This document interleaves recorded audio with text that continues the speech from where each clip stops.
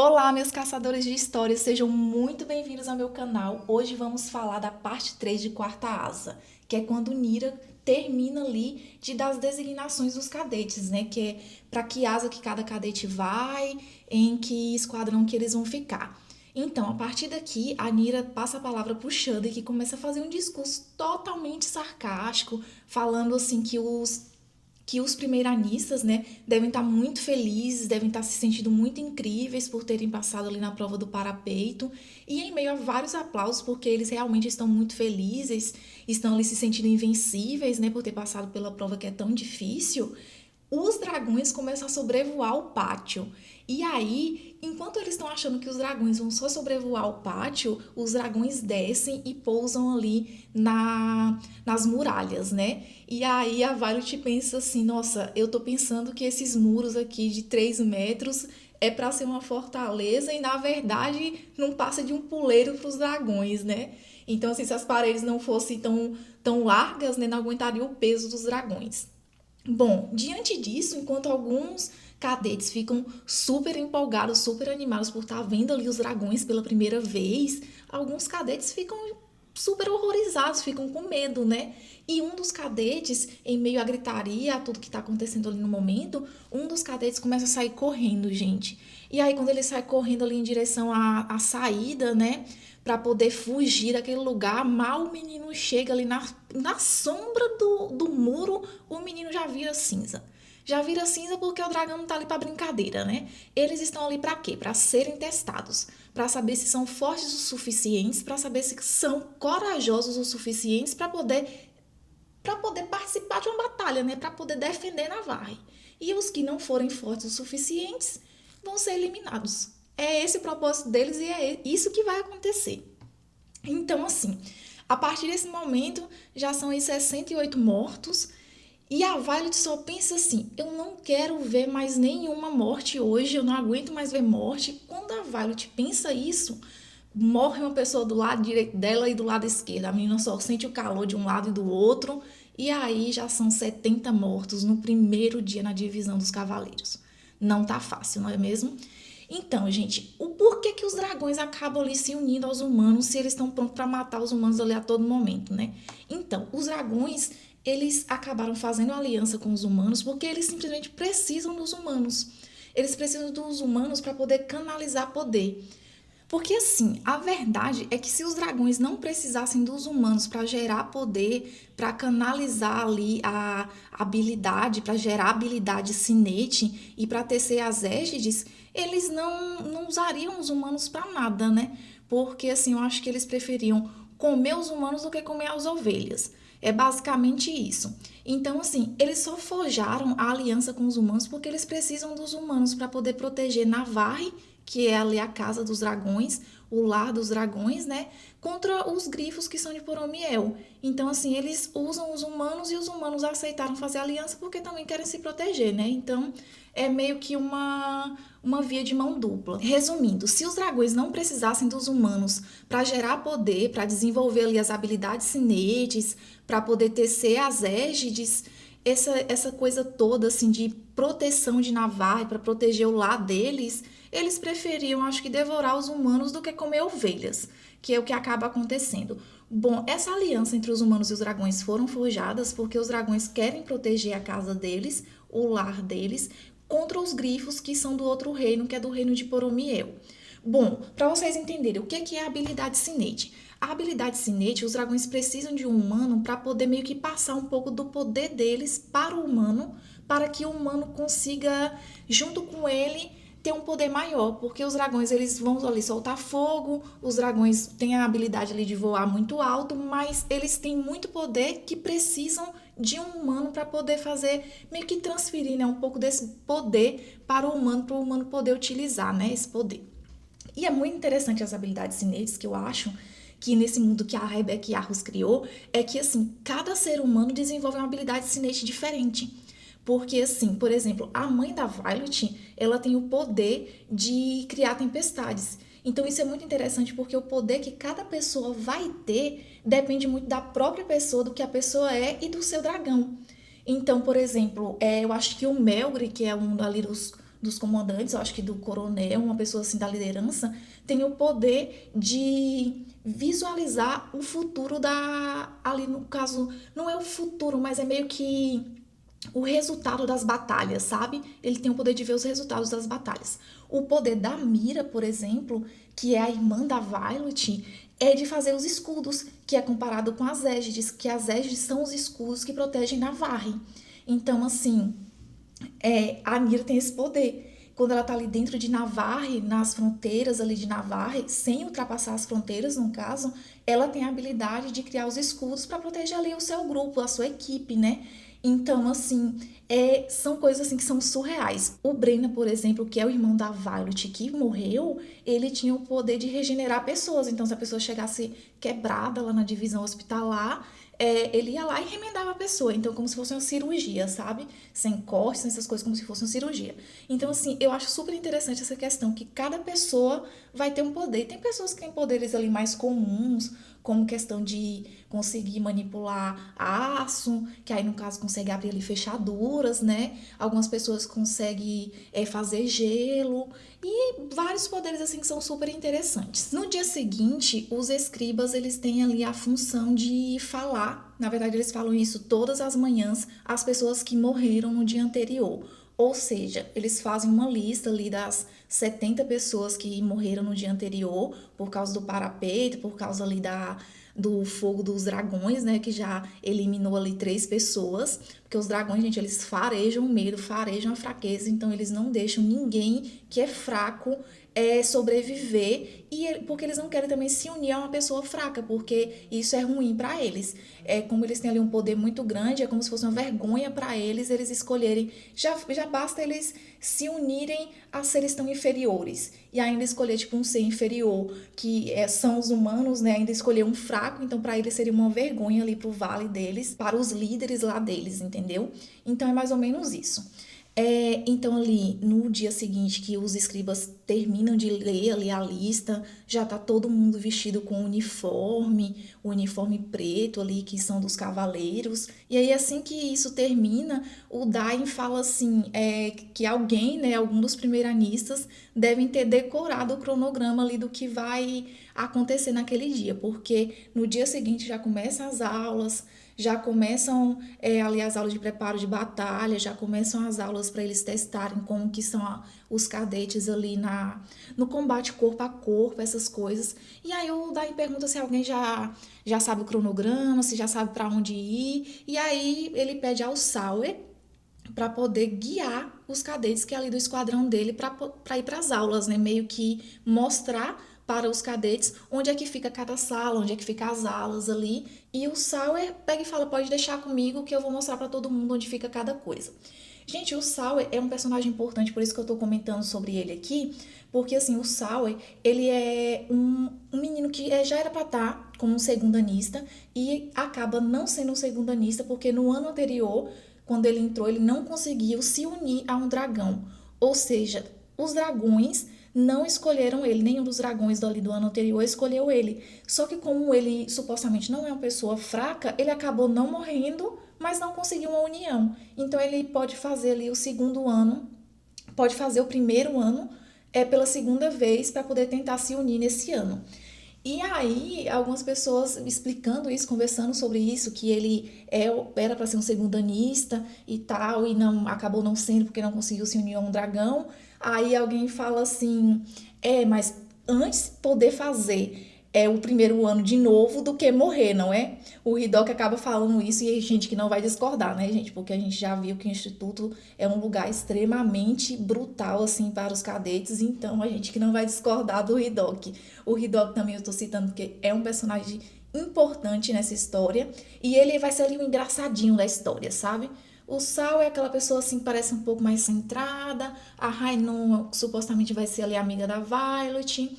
E o Hidoki vai ser o engraçadinho da história, é o que tá sempre fazendo piada com as coisas. Bom, gente, aí uma das falas ali do Day, antes de liberar o pessoal e pedir pro Sal ele levar eles para as alas, né, para as partes ali das aulas, ele fala assim que espera ver todo mundo no final do dia, todo mundo vivo para aula de luta, né, para vocês verem que a coisa lá não é fácil. Então, assim, é a partir desse momento que a Violet já tá lá um dia, que o Dain começa uma preocupação com ela, né? Porque como eles são muito próximos, como eles são ali, eu diria que ele tem assim uma preocupação com ela não só por amizade, sabe? Eu acho que eles têm uma paixãozinha ali de infância, uma coisinha assim. Eu não acho que seja só amizade. Eu acho que ela tem uma quedinha por ele, que ele tem uma quedinha por ela. Então, assim, essa preocupação toda com ele vai querer sempre saber se ela tá bem, se alguém tentou matar ela.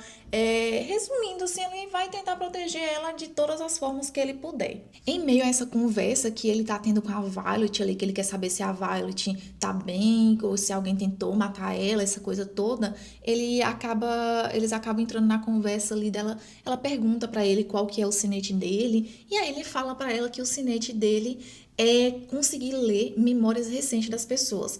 Ele não consegue ler memórias só de olhar para a pessoa, só de passar perto da pessoa, que as pessoas que têm um poder que são mais, que são um tanto perigosos, eles são chamados, eu acho que é de intrínsecos. Porque pessoas que não conseguem meio que controlar o seu poder, elas são um risco, é muito perigoso, então eles acabam por morrer. Então, se você faz a união ali com o dragão e acaba criando um poder, desenvolvendo um poder de intrínseco, algumas pessoas não, todos os intrínsecos acabam sendo mortos, até pelos próprios professores.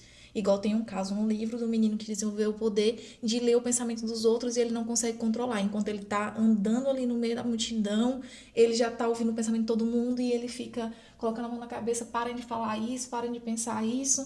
E aí o professor vai lá e mata ele assim na hora, sabe? Porque é um poder muito perigoso, tanto para a própria pessoa quanto para os outros, né? Porque imagina ele ficar ali lendo a memória, ouvindo os pensamentos dos professores, de pessoas assim que faz parte da liderança, é perigoso, né? Então, em meio a essa conversa toda que o Dan tá ali tendo com ela, ele fala isso pra ela e a Violet pensa assim, nossa, será qual é o poder do Xanden? Será que o Xanden... Gente, eu falo Xanden, mas eu acho que a pronúncia é Zanden, sabe? Mas eu falo Xanden, porque foi assim que eu li o livro inteiro, como eu falei lá na parte 1.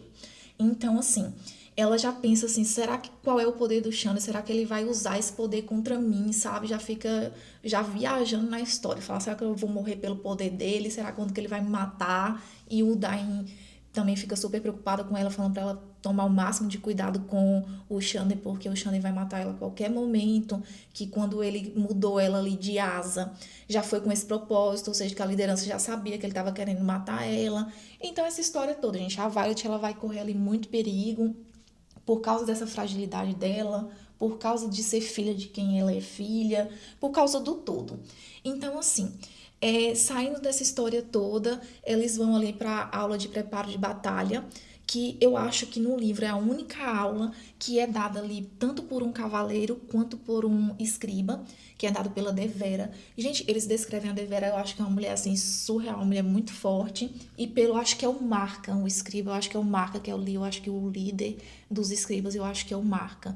E aí tem essa junção assim de ser um professor cavaleiro, que tem ali a experiência prática, e os escribas, pelo conhecimento que o escriba tem. Então, assim, é para os cadetes desenvolverem a parte ali da inteligência, né? Para desenvolverem ali as estratégias, entender como que os inimigos funcionam, para um todo, né? Para eles entenderem como se defender. Então, assim, os escribas que são a parte da inteligência, eles têm que estar ali junto para poder ajudar com as informações, né? Para conhecer. Eles são a parte ali que retratam a história, né? De Navarre, que contam a história e o poder da informação estão todo com os escribas, ou seja, o que aconteceu numa batalha ali no dia anterior, quem sabe, quem recebe essa informação são os escribas, e os escribas é que repassam para o resto das pessoas. Então, assim, por isso que essa aula de preparo de batalha é feita pelos dois, porque é uma aula prática e, ao mesmo tempo, uma aula que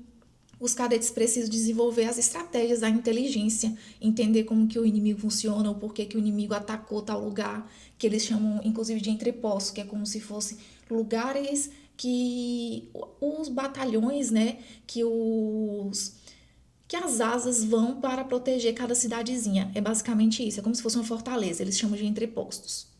Vale lembrar aqui, como eu mencionei para vocês agora há pouco, que o intuito todo do Instituto da união dos dragões com os seres humanos são para defender Navarre dos grifos, que são os grifos do outro reino, que é de Poromiel. Então, assim, os grifos, eles também têm a habilidade de canalizar poder através dos seus cavaleiros, que são os paladinos. Então, assim, os cavaleiros dos grifos são os paladinos. Mas, ao mesmo tempo, ele não tem ali o poder de tecer as égides igual os dragões têm. Eles não têm esse poder, que as égides são, inclusive, o que torna Navarre meio que uma fortaleza, porque, por exemplo, se os grifos conseguirem entrar em Navarre, eles não conseguem usar os poderes deles lá dentro, sabe? Então, assim, é o que deixa Navarre, de uma certa forma, muito segura, porque não deixe que outros usem magias que não sejam dos dragões, que não sejam ali forjadas entre os dragões e os humanos, lá dentro. Então, isso deixa o povo de Navarre, né, muito mais protegido, muito mais seguros. E uma das coisas assim que chama bastante a atenção da Violet nessa aula de preparo de batalha, quando eles explicam ali que um dos entrepostos foram atacados, chama bastante a atenção dela um entreposto que os grifos supostamente atacaram, que é um entreposto que é muito alto e de acordo com a forma dos grifos, que eles são metade leão e metade águia, supostamente eles não aguentariam voar tão alto quanto os dragões. Então, eles não suportariam atacar aquele lugar que o Marca tá falando que eles atacaram. E a Violet, por ser muito esperta, por ser muito inteligente, ela acha aquilo um tanto estranho, sabe? Ela meio que não entende e fica achando super estranho aquilo. Mas, gente, a partir daí, a preocupação maior da Violet, ela achou estranho tudo isso, mas a preocupação maior dela, na verdade, é simplesmente sobreviver. Porque ali na parte da tarde começa os testes do combate corpo a corpo, né? E a Violet, como ela estudou ali a vida inteira para ser escriba, o forte dela é a parte teórica. E aí ela tá super preocupada, fala ali pra Rainon que tá preocupada com o combate corpo a corpo. Algumas pessoas já estão ali no ringue, treinando e tudo, e ela tá super preocupada com isso. E o Sauer, que tá ali do lado da Rainon, fala pra ela assim: eu posso te ajudar com isso. É... E aí a Rainon fala: a gente podia fazer um acordo. Você tem problema aqui com o combate corpo a corpo, apesar que eu achei que você ia ser muito boa nisso por ser uma Sonrengai. E aí a Violet fala: não sou boa nisso porque eu estudei a vida inteira para ser escriba, então, assim, diferente da minha irmã, do meu irmão, eu só tenho aqui 6 meses de treinamento, enquanto supostamente ali todas as pessoas que estão treinando ali treinou a vida inteira, né? No caso, assim, todas as pessoas que estão lutando ali, mostrando o que sabem, as suas habilidades de combate corpo a corpo, treinaram para aquilo a vida toda e ela tem 6 meses de treinamento para aquilo. E aí a Rainon e o Sauer falam assim: olha, o nosso forte não é história, e a gente pode te ajudar com isso. A gente te ajuda a melhorar suas habilidades no combate e você nos ajuda com história. E aí ela fala assim: gente, eu não acho que isso é muito justo e tal. Eu acho que eu vou acabar saindo aí ganhando mais do que vocês. E aí a Rainon ainda brinca: você nunca me viu eu tentando decorar o mandato, eu tentando decorar as coisas, você ainda não me viu. Então vai ser ali meio que uma vai ser ali um ganho para as duas, né? Para os dois. Então, assim, para os dois lados nesse sentido, né? Porque o Sauer também vai ajudar ela. Então, assim, nesse momento que a Violet está vendo todo mundo brigando ali, ela vê que tem muita gente forte, que algumas mulheres são bem fortes, sabem lutar mesmo. E a Rainon, inclusive, é uma das pessoas que sabe lutar muito bem, porque aparentemente ela vive ali numa cidade que é fronteira com uma cidade que já é meio já perto de Poromiel, né? Que já é ali perto da fronteira do reino inimigo, né? Então, assim, ela diz que lá eles aprendem a lutar desde cedo, mas que matemática, física e tal, parece que ela sabe, não é um problema, mas que a história é um problema, sabe? A parte de história ali, ela não tem habilidade nenhuma para isso. Enquanto isso, gente, é porque tem horas assim que dá dó da Violet, sabe? Enquanto isso, que tá ali, algumas asas foram chamadas para aquele teste aquele dia, né? Para os professores verem as habilidades. Dentre as asas que foram chamadas, a asa do Jack Balor, né? Que é quem falou ali pra Violet que ia matar ela, foi chamada para treinar também. São vários rings, eu não lembro ali a quantidade de rings. Gente, é muito difícil lembrar tanto detalhe de um livro tão grande, né? Então é meio complicado. Então, assim, são vários rings, tem várias pessoas lutando e os professores fazendo notas ali e tudo. E aí ela olha pro Jack e vê que o Jack tá lutando com um menino, assim, que supostamente é maior que ela. E o Jack, com a maldade dele, com o jeito dele, que a Violet não tem dúvida nenhuma que um dragão vai escolher ele por causa daquele jeito dele, tá matando o menino, simplesmente assim, matou o menino no parapeito, tentou matar a Violet ali quando puxou a mochila dela no parapeito. Ele tá dando ali um mata-leão no coitado do menino e acaba matando o menino. E aí o professor ainda fala assim, por que que você fez isso, que não sei o quê, e aí ele dá uma de fingir e fala, nossa, como que eu ia saber que o pescoço dele era tão frágil, sabe? Tipo assim, uma pessoa que acabou de matar outra ali no dia anterior, no parapeito, solta uma dessas, sabe? E assim, além das habilidades cinetes que os dragões conseguem passar para os humanos, a partir do momento que eles fogem à União, pequenas habilidades são passadas junto com isso, tipo pequenos poderes. Então, algumas pessoas conseguem ter ali poderes sutis, que são mais leves e tal, tipo, como se eles não precisassem mais usar uma caneta simples, já conseguisse usar magia ali para escrever, umas coisinhas assim, sabe? Então, algumas pessoas que estão no segundo ano, que são chamadas para lutar com pessoas do primeiro ano, que são os primeiranistas, eles acabam às vezes usando esses pequenos poderes, mesmo que a função ali, a finalidade daquele teste seja só para ver o nível de combate corpo a corpo que os primeiranistas têm. Então fica um pouco desleal, não é o objetivo dos professores e eles rebatem isso, falam que não é para usar, que não é dia para aquilo, mas às vezes acaba acontecendo. Então, assim, no momento que todo mundo vê ali que o Jack acabou matando o outro menino, todo mundo fica olhando, e aí o professor Emétrio fala, gente, ó, vamos voltar ao foco aqui, não era o objetivo da aula isso acontecer, mas ao mesmo tempo a gente tem que acostumar com as mortes que acontecem, porque o que acontece na batalha é morte, vão ter gente morrendo ao seu lado o tempo inteiro, então a gente tem que acostumar. Então vamos seguir a vida.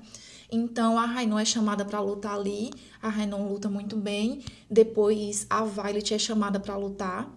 E aí, gente, dá uma dó da Violet, porque ela é chamada para lutar com uma menina que é segundanista, ou seja, uma pessoa que já passou ali por um ano de treinamento, né? É uma menina do cabelo rosa, que até esse momento que eu estou lendo não tem o nome dela, mas agora como eu já terminei o livro, eu já sei o nome dela, é a Emoji. É uma das marcadas, então assim, ela foi chamada para lutar com uma das piores pessoas que deveria. É super ruim para ela, dá uma dó dela, porque ela já não sabe lutar, mal sabe lutar. Vai lutar contra uma pessoa que odeia a mãe dela, porque a mãe da Violet acabou matando a irmã e a mãe da Emoji. Então a Emoji vai entrar no ringue já com sangue nos olhos, falando que bom que é com você, porque eu tô pronta pra te matar. Então, assim, inclusive a Imogen no meio ali da luta e tudo, a Violet só pensa assim, eu não vou deixar ela tocar em mim pra tentar eu ficar sem fraturas, né? Pra eu não ficar machucada para as próximas lutas. Se eu conseguir pelo menos não deixar ela tocar em mim, já é uma vantagem pra mim. E uma coisa legal é que, assim, as coisas que os primeiranistas levaram ali com ele, por exemplo, as adagas que a Violet leva na armadura que a Mira deu pra ela, que tem várias bainhas, ela pode lutar com essas coisas. Se bem que nesse dia eu não sei se pode usar armas. Não, não pode.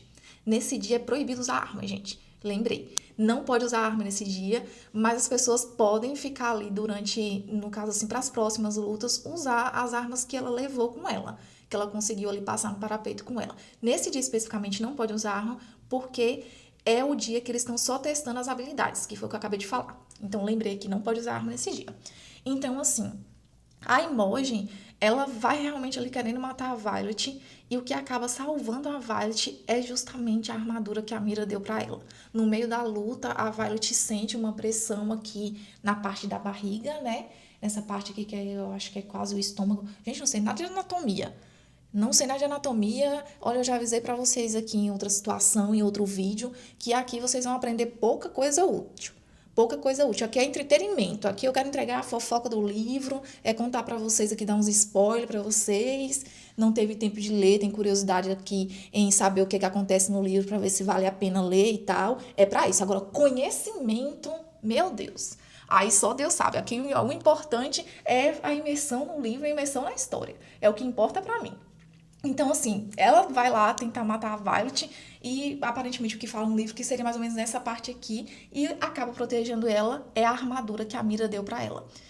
E aí o professor pega e fala, Imogen, não é pra você usar poderes aqui, muito menos tá usando faca e tal. Aí, então ela larga a faca, que não sei o que, e parte pra ali pra luta no braço mesmo, né? E aí, gente, no meio de tudo isso, a Violet dá um vacilo ali, ela consegue pegar a Violet e bater, e ela não tem nem dó nem piedade, ela acaba torcendo ali o braço da Violet com uma força brutal, e os professores ficam pedindo pra Violet falar que se rende. A Violet acaba falando que não vai se render porque não quer demonstrar fraqueza, né? Porque todo mundo já acha ela super fraca. Ela não quer demonstrar fraqueza, principalmente porque o Jack tá ali, né? Tá todo mundo ali já preocupado com ela e algumas pessoas já tentando matar ela e ela não quer demonstrar que ela vai perder aquela luta. Só que a Imogen realmente não tem assim um pingo de dó dela, acaba puxando o braço dela no limite e acaba tirando o ombro dela do lugar. Então, assim, pra Violet é de uma certa forma um costume ela se machucar fácil, então ela sente uma dor muito forte, mas ao mesmo tempo ela não se importa tanto porque ela já sabe que ela passou por isso a vida inteira. Ela sempre torce braço, sempre torce pé, joelho, essas coisas. Que eu não sei se vocês lembram, mas ela tá com o joelho machucado nessa luta, que no dia anterior ela machucou lá tentando se desvencilhar ali do Jack, né? Então, ela já tá meio que acostumada com isso.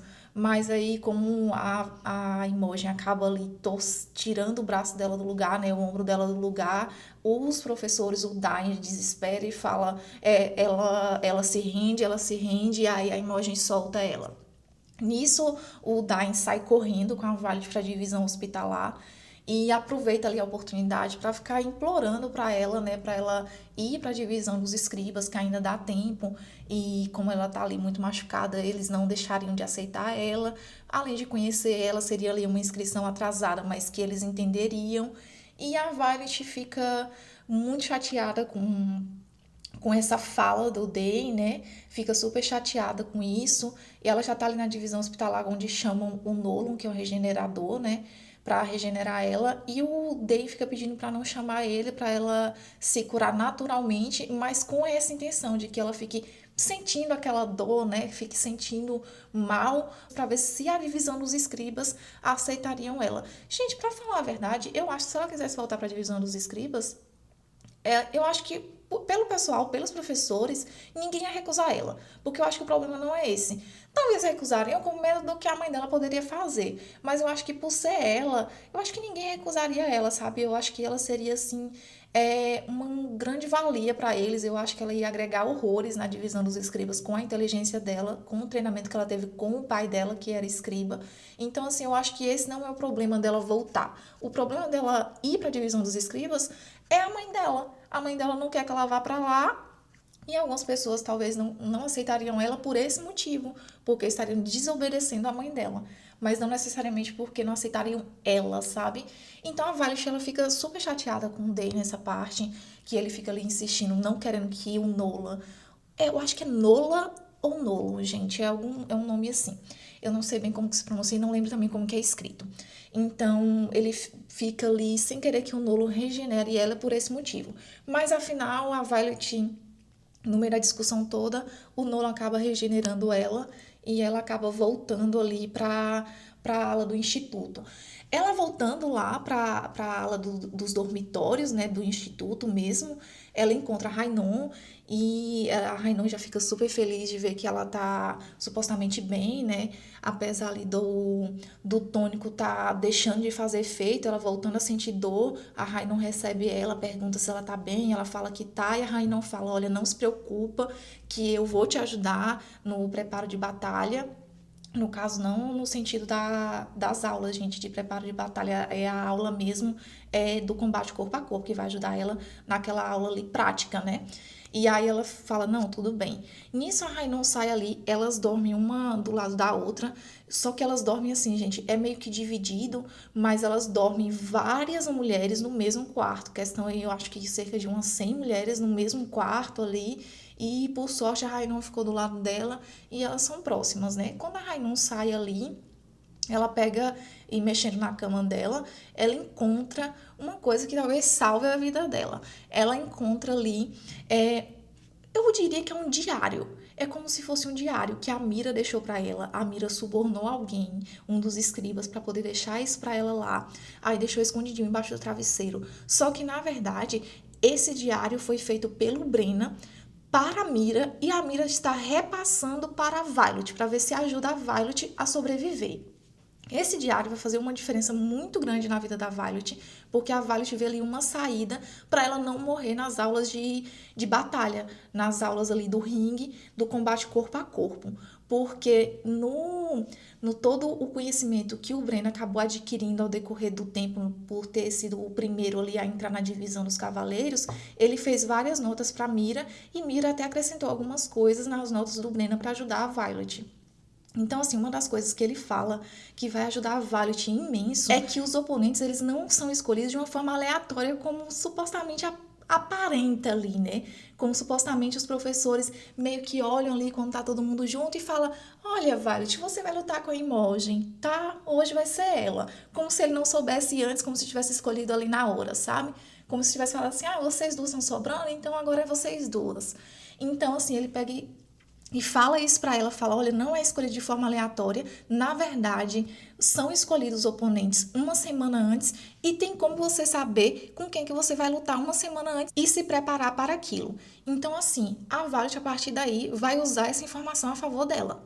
Oi, gente! Terminei de editar a parte 3 de Quarta Asa agora e percebi que o vídeo ficou muito longo. Então, por esse motivo, vou estar cortando o vídeo aqui, mas aguardem a parte 4, porque a história continua super incrível. Até a parte 4.